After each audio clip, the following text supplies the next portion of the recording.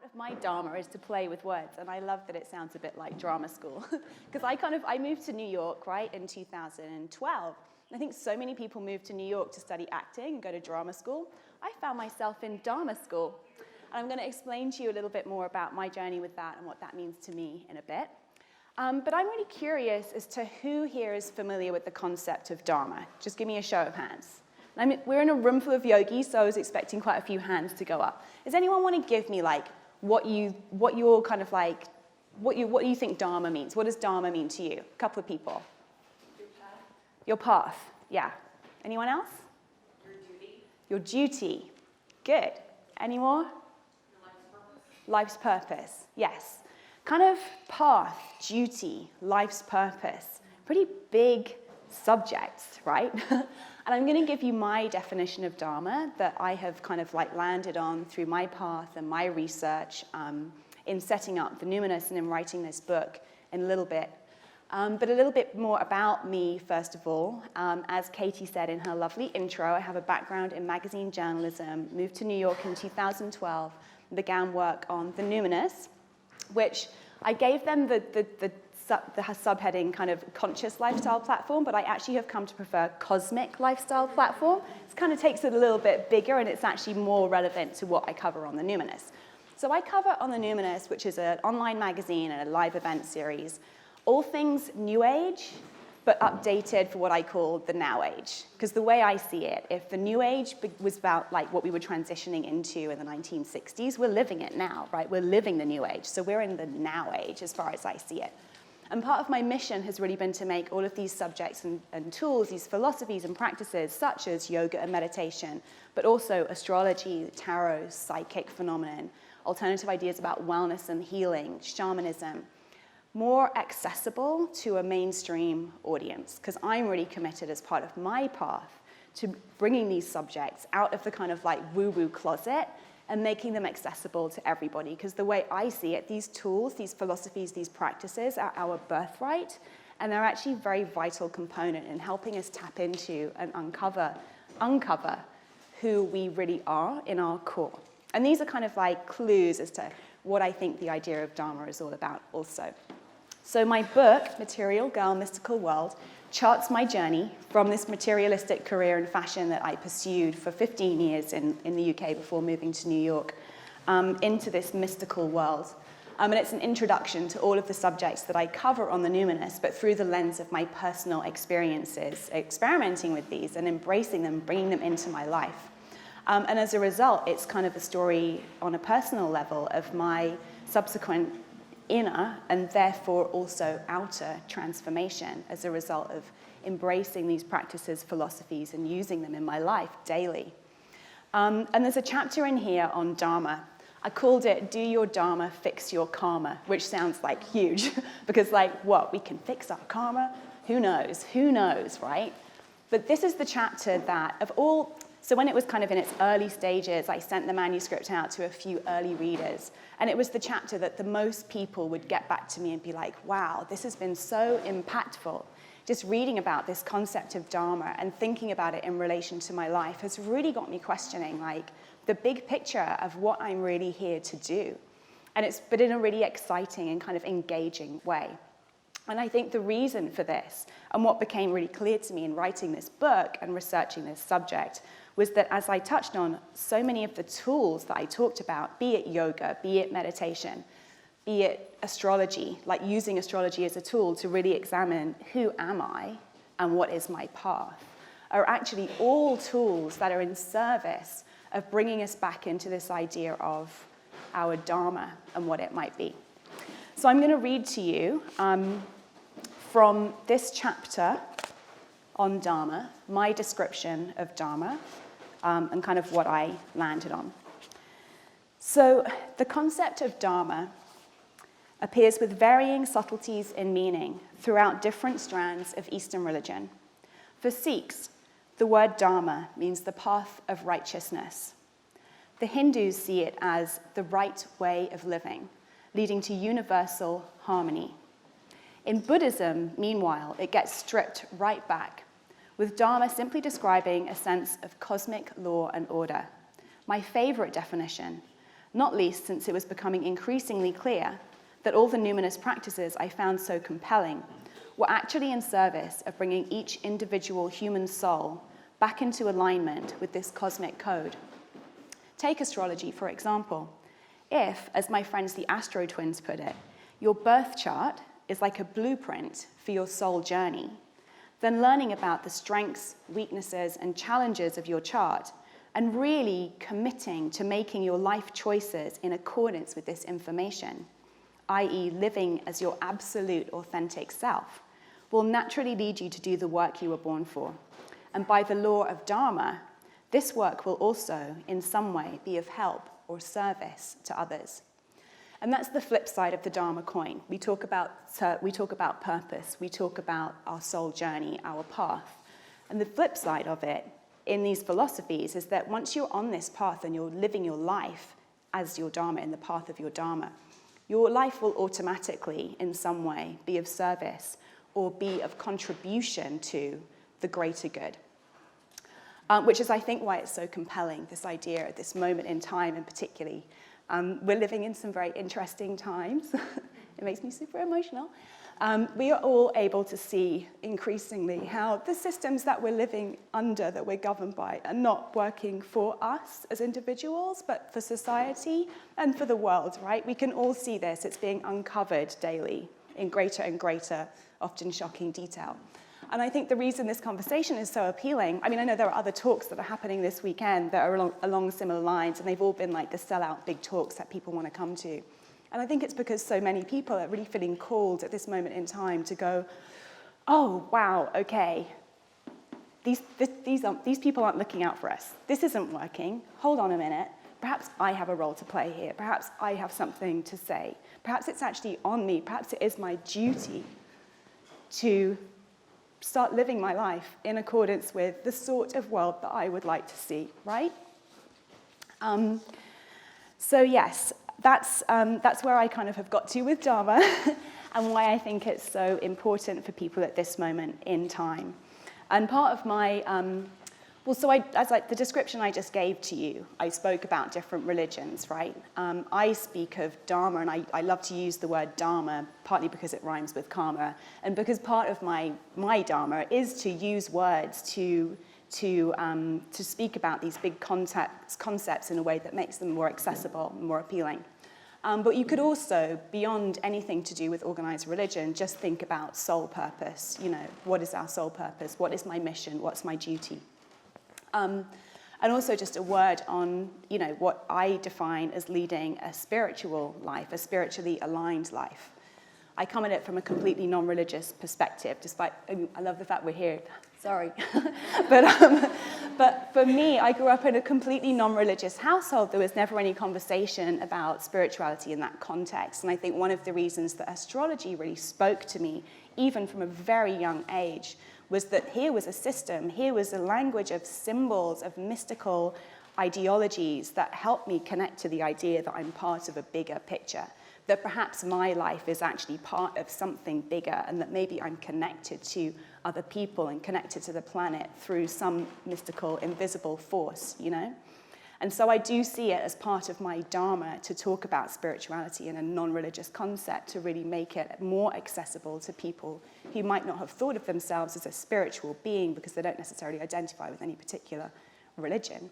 And going back to astrology, I mean, in my old job, it has been a lifelong passion of mine. They used to call me Mystic Ruby, with this kind of like roll of the eyes, even though they were all secretly fascinated when I told them that Mercury was in retrograde and that's why no one was meeting their deadlines and all our computers had like crashed. But I kind of like, I got to a point where I was a bit like, how dare you judge me for this thing that I find so interesting, that I'm so passionate about, you know? It doesn't make me some woo-woo weirdo. I'm still an intelligent, cognizant like being. I can still do a great job, and yet you kind of... So my mission with the Numinous really began from that place. All I wanted to do with the Numinous was like rebrand astrology, and in fact everything that gets labeled woo-woo, because I think all of these subjects are really actually, like I said, these are tools, ancient tools for uncovering who we truly are. I think they're our birthright, and I started to get really like, this isn't fair. No, I'm I'm gonna have a job at rebranding these tools and bringing them into the mainstream, which is what I'm doing with the Numinous, which is what I'm doing with this book. And so as much as I now feel I'm very much on the path of my Dharma, I didn't enter into this path thinking, and I want to serve the world, and I want to help people. I went into it from a very kind of like selfishly driven place of like, I don't feel served currently by the conversation around astrology, and so I'm going to create that conversation for myself. It was only 6 months after I started my website that I began to get the emails. And the emails would go something like, oh my God, I'm so happy I found your website because finally I can like show my mum the stuff that I'm into and she doesn't think I'm like running away to join a cult. Or like, finally, there's a community of people where I can talk to about my love of astrology and my friends don't all think I'm weird or strange. And so I realized that by simply doing something that was fulfilling a need in me, I was automatically, this is the automatically piece, being of service in some way to others. So I think for anyone considering what might be my path, what might be my Dharma, that way in which you are not being served, begin to address that. That's a little something to take away. I'm going to give you a few things rather than any kind of exercises to maybe just take a note in your journal and like keep them in your back pocket over the weekend. But so often I do believe that our Dharma, the path of our service or purpose, relates in some way to some way that we have been repressed, underserved, or in some way not allowed to use our voice in the world. And so tapping into something along those lines could be a clue to what your Dharma might be. So this conversation's actually been following me around, I realize now, for my entire career. The first feature I ever wrote for a magazine and got published when I came out of journalism school back in 1998 was, it was for a magazine in the UK called Attitude, and it was about what my editor at the time had called this new breed of urban lifestyle careerists in kind of like magazine editor speak. And he was referring to, you know, this breed of kind of entrepreneurs who were emerging thanks to this newfangled technology thing called the internet, emerging as entrepreneurs who were kind of like forging careers for themselves based on their personal interests, based on what they felt passionate about. And this is actually how I met my husband. He at the time was running a music PR company promoting DJs and bands, was a DJ himself and was running his own business. And back 20 years ago, almost 20 years ago, this was like so new. People didn't do this. There was still very much, you know, you had a career, you went and worked for a corporation, you worked for somebody else, you worked your way up. It's over the past couple of decades, as we've transitioned further and further into the now age, the age of Aquarius, which, by the way, is all about the free sharing of information among the masses and the rapid advancement of technology. It's over these 2 decades that we've really seen the emergence of these tools that now allow all of us, if we so choose, to forge careers and build businesses around the things that we are personally passionate about. And now it's not uncommon at all. It's actually become the career aspiration for so many people. That's what I want to do with my life. Yes, great, because that is the path of your Dharma. I mean, all the businesses here, so many of the businesses here, Wanderlust itself, you know, Jeff and Skylar, when they founded Wanderlust, were, what are we really passionate about? Music and yoga. And now here we are, you know? So it's a unique time, like I said, also because we are living in a time of such kind of rapid change where we're seeing that the systems that we're really kind of beholden to a lot of the time in our lives are definitely not serving all of us. Well, they're not serving any of us, really, when we look at it. So I think this is a key time to really take this conversation very seriously and to take that service piece very seriously. I'm going to read you another quote from my book. This is one of my fave quotes of all time, and it's from Yogi Bhajan. Who's familiar with the Yogi Bhajan? Okay, so Yogi Bhajan was the founder of the Kundalini yoga practice. He brought Kundalini yoga to the West in 1969, in the midst of the dawning of the New Age. And it's come rapidly into mainstream conscious now as we enter the Now Age. Anyway, Yogi Bhajan, I actually think his true Dharma was king of the killer Instagrammable quote, because he's like just the best. Anyhow, this one is, and it might make me emotional again, I warn you. You have made very deep promises between your soul and yourself. Now is the time to carve your place into the memory of this planet Earth and serve this promise. May your journey complete its way to your destiny, and may you understand the preciousness of your life. I love it. And if anyone wants to photograph that, you can come and photograph my book later. But I love that last line, may you understand the preciousness of your life. And this isn't about thinking, oh, I'm so special, my life's so precious. The way I read it is like, may you understand the value of your life to society. May you understand like how valuable your contribution truly is when you're truly living it, right? With every cell of your being. And don't waste another minute because the world really needs it right now. Oh, someone once told me, this happens to me all the time when I'm speaking, and I was like, oh God, I can't believe I'm starting to do all this speaking, and I always cry, and it's just like, ugh. And she's like, maybe part of your Dharma is like showing people it's okay to feel. Damn it, why me? But I accept it. It's fine. Guys, it's okay to cry. In fact, I believe that the fact we think it's shameful to cry is a crying shame. Because actually...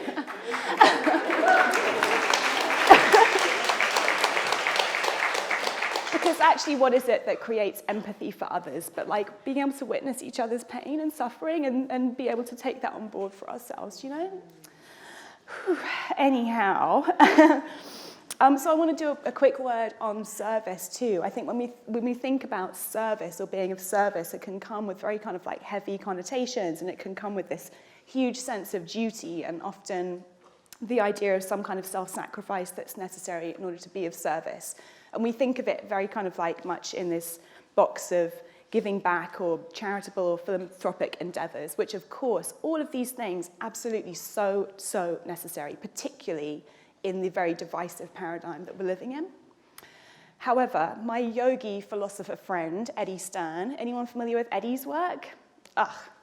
Amazing guy. Anyway, one of the most intelligent and educated yogi philosophers that I know.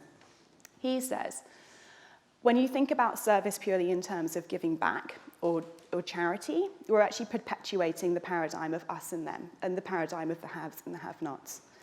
And that really, when we're thinking big picture and long-term and destiny and big things like that, then let us be thinking and focused on service as, how can I be of service in creating a society that works for everybody, that allows everybody to participate as equals? So I want to put that out there in terms of service, because I think that, yes, it's some people's Dharma to create foundations, build schools, run non-profits. It's not everybody's Dharma. And I think that I certainly have felt like maybe guilty for not following that path myself, and that might have held me back actually from stepping up in other ways. So I think thinking of service in a bigger picture, kind of how can my work in a much bigger way be of service to everybody, is a really kind of a useful way to think about service. And I actually think that we're all here, I presume, at this festival feeling pretty committed to our health and well-being. And I think this is an amazing way to begin a life of service. Because actually, when you start focusing on your health and well-being, what I think you're doing is really focusing on your aliveness and your inspiration, your spiritual self. Why do we want to feel healthier? Why do we want to get better sleep? Why do we want our body to function better? So that we have more time and energy to focus on what feels really good and actually show up in the world in a way that we feel is contributing something useful. And also, and I've experienced this in my own life, and maybe other people have here too, leading by example, becoming the healthiest and happiest version of you, and simply living that truth, you will automatically be inspiring others to do the same. As long as you're not kind of there ramming it down their throat, going, you really don't want to be doing that. You really don't want to be eating that. But simply by living it and being it and embodying it, you will automatically being of service also. So I'm going to give you another quote. It's another fave. It doesn't make me cry so much. This one's from the civil rights activist Howard Thurman. You may know it. And he said, when thinking of ideas of service, do not ask what the world needs. Ask yourself what makes you come alive, because what the world needs is people who have come alive. And I really love that. It's so simple and so powerful, and it's so true. If we could all feel inspired to step up and live and be our happiest, healthiest selves, I think we'd see a very different society for everybody. And I'm talking about everybody, you know? Not just people who can afford to come to beautiful yoga festivals like this. So how do you tap into what might be my Dharma? There's a whole chapter on it in the book, like I said.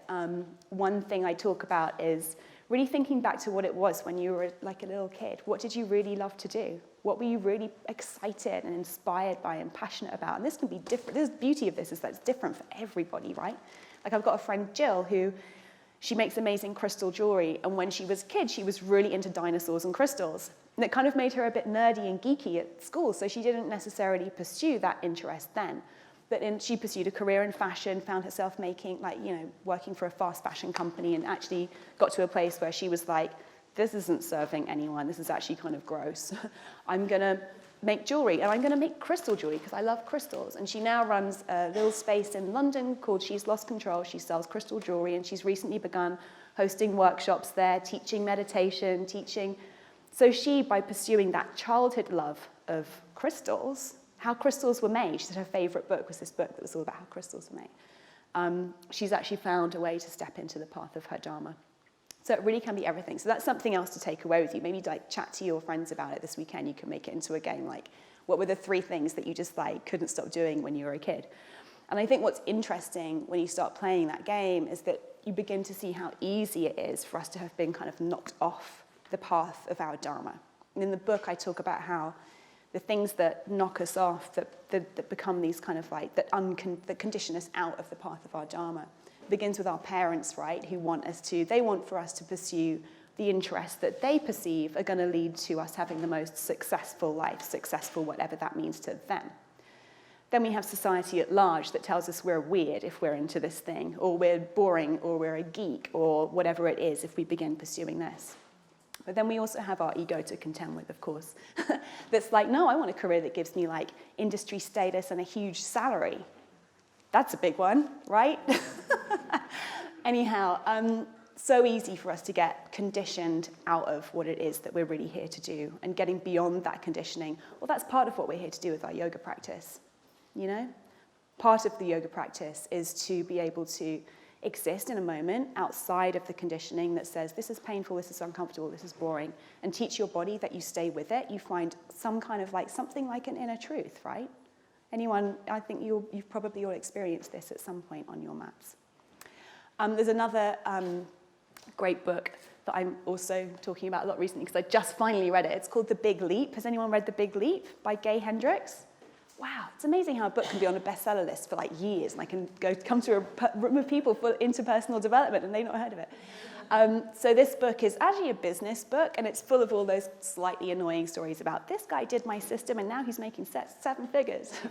But you kind of get past all of that, and it's actually a really deeply spiritual book. He talks in The Big Leap, it's all about living your most fulfilled and most fulfilling life, a most abundant life, but abundant in terms of love, creativity, and finance, etc. And he talks about the way to living this most fulfilling life is to spend as much time as possible living in what he calls your zone of genius. Your zone of genius being what you do best and what is very unique to you. And he lays out some exercises. You might want to make a note of these questions too. But these are questions like, what do I really love to do? What would I choose to spend my time doing if I could just do that all the time? And then what is the work that I do that doesn't actually feel like work to me? The work that I do that feels effortless. He talks about what's the work that I do that brings the biggest rewards for the least effort. And what's the other one? There's one more, I can't quite remember it. Come back to me. Yes, that's it. What's my unique ability that I know I can do better than anyone else? What's the unique thing that I bring to, maybe it's my work environment, but maybe it's my family too. Maybe it's my school community, whatever it is. What's the unique thing that's unique to me? So these kinds of questions are all things that can begin to tap us into, what is it that I'm here? What is my path? How can that help fulfill my duty in a way that it's effortless and that lights me up? And what I love about Gay's book is that he talks about, there's one part where he talks about how, going back to the service piece, we think of, the idea of being service as being a sort of dutiful act and maybe something that involves some kind of self-sacrifice. And he's like, what's talked about less is the sensory pleasure of actually helping, of actually being of purpose. The fact that when we're in that space and we know that even if being of service is actually just like inspiring someone to like go and have a better day, it's like helping one of our friends to overcome a problem, we actually physically feel the sensation of that. And tuning into finding practices that help us feel that physical sensation of like, yeah, I'm a good person. Whatever they may be, is another way to tap into your Dharma. So I'm going to open it up to questions from here. If anyone has anything you want to ask or share as well, if anyone feels they're doing their Dharma and want to share, that'd be lovely as well.